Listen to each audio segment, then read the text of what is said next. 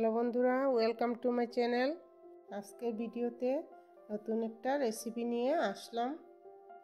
আজকের রেসিপিটা হলো আলু বেগুন দিয়ে ছোটো মাছ দিয়ে চচ্চড়ি। তো আজকের ভিডিওটা শুরু করা যাক। প্রথমে দেখে নেব কী কী উপকরণ লাগবে। প্রথমে ছোটো মাছগুলো ধুয়ে নুন হলুদ দিয়ে মেখে নেব।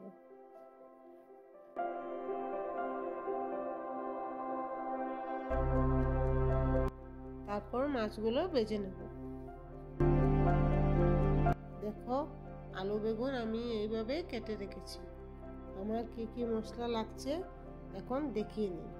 পেঁয়াজ কুচি, লবণ, ধনিয়া, হলদি, পেস্টের জন্য আদা, কাঁচা লঙ্কা, শস্য, পেঁয়াজ লাগবে।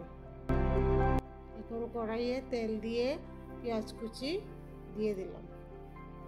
পেঁয়াজগুলো ভাজা হয়ে গেছে, বাটা মশলাগুলো দিয়ে দেব। এখন দিয়ে দেব ধনিয়া, হলুদ, স্বাদ মতো নুন। এখন ভালো করে মশলাগুলো ভেজে নেব। আমি অল্প জল দিয়ে মশলাগুলো ভেজেছি। যখন মশলাগুলোর সঙ্গে তেলগুলো বেরিয়ে আসবে তখন ভাববেন মশলা ভাজা হয়ে গেছে। এখন আলু বেগুনটা দিয়ে দেব।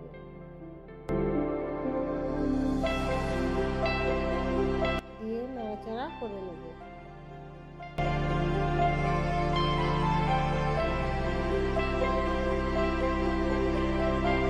আমি আলু বেগুনটা সিদ্ধ হওয়ার জন্য অল্প জল দিয়ে ডেকে নেব। 15 মিনিট পর সবজিটা সিদ্ধ হয়ে গেছে।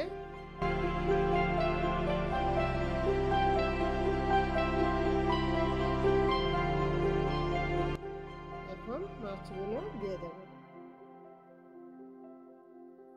5 মিনিটের মতো মাছগুলো ভেজে নেব।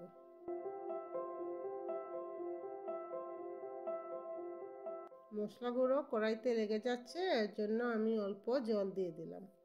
এখন আমি ভালো করে আবার ভেজে নেব। আলু বেগুনের ছোটো মাছের চচ্চড়িটা হয়ে গেছে, এখন নামিয়ে নেব।